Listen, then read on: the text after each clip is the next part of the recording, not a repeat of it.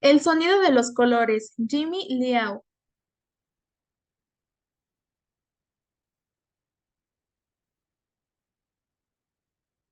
Es una gran suerte no saber del todo en qué mundo se vive. Fin y principio. El año en que aquel ángel se despidió de mí en la boca del metro, poco a poco yo había ido perdiendo la vista. Una mañana de otoño, el día en que cumplía 15 años, mientras fuera lloviznaba, y después de haberle dado de comer al gato a las 6:05, me encaminé hacia el metro. Entré con cautela en el túnel donde el viento no sopla ni cae la lluvia, que desciende siempre hasta el infinito, mientras el eco de mis pasos solitarios resonaba hueco en el aire en calma. Estoy acostumbrada a hablar sola, a imaginar que ando sola por la ciudad, vagando sin rumbo.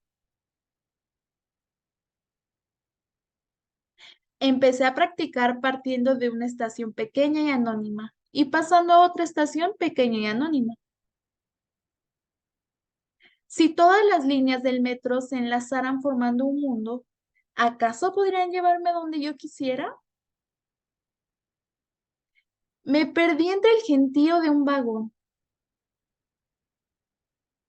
Con los ojos muy abiertos, dejé caer la cabeza, soñolienta. Pensé en unas elefantas de circo, avanzando torpemente en fila india, y su pesado andar me fue sosegando. Al salir del metro, la luz del sol lo inundaba todo. El sonido de las hojas al caer construía una plácida y placentera melodía. Cuentan que, enterrada en algún sitio, hay una hoja de oro.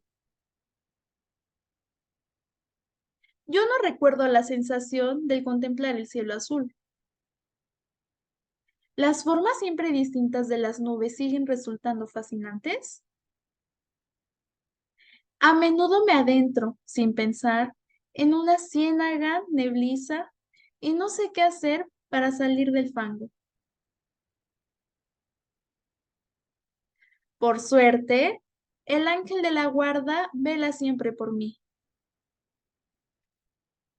En mi jardín secreto encontré el soldadito que había perdido de niña. ¿Aún tiene el mismo aspecto solitario y cansado, con un atisbo de tristeza?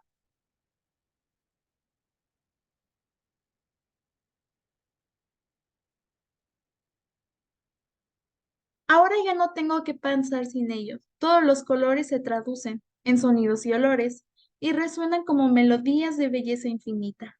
¿Para qué quiero un libro? El viento ojea los árboles y sé lo que allí son palabras y le repito a veces en voz baja. Y la muerte, que arranca ojos como si fueran flores, no encuentra ya los míos. Clásica.